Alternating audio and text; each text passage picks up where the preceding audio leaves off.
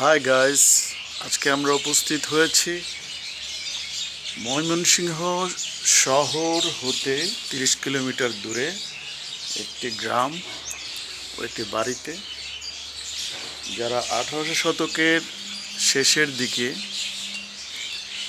জামালপুর জেলার মহেশপুর নান্দিনা একটি জায়গা, সেখান থেকে তারা সপরিবারে চলে এসেছিল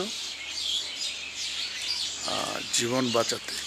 কারণ তখন কলেরার মহামারীতে পুরো দেশ ছেয়ে গিয়েছিল, ছিল না কোনো চিকিৎসার ব্যবস্থা।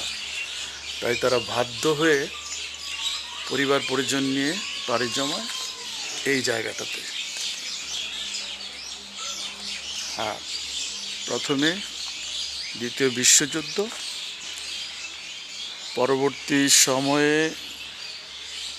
মুক্তিযুদ্ধের পরে তাদের অনেক সদস্য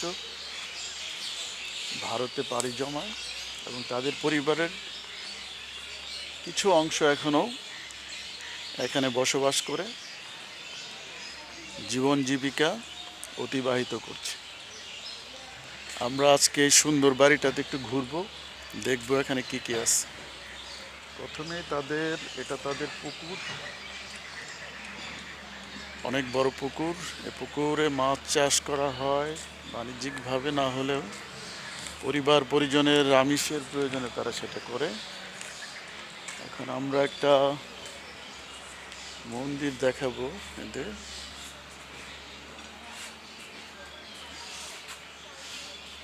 এবং খুব সুন্দর সুশান সিমসাম বাড়ি। এখন তারা অনেকেই চাকরি বাকরি ব্যবসা বাণিজ্য করেন। একটা সময় তাদের পরিবার শুরু হয়েছিল কৃষিজীবী হিসেবে।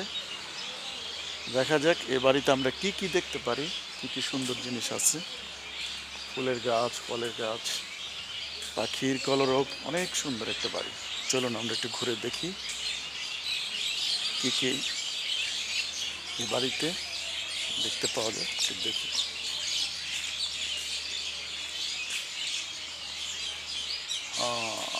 কাঁঠাল গাছ, আম গাছ, রান্নাঘর, ফুল গাছ, এদিক দিয়ে বের হওয়ার রাস্তা। খুব সুন্দর একটি বাড়ি, এবং এদিক দিয়ে বাড়ি থেকে বের হওয়ার পথ,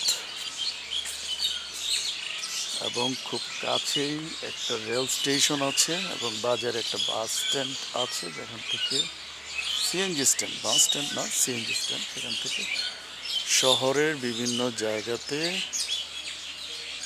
যাতায়াতের সুব্যবস্থা আছে।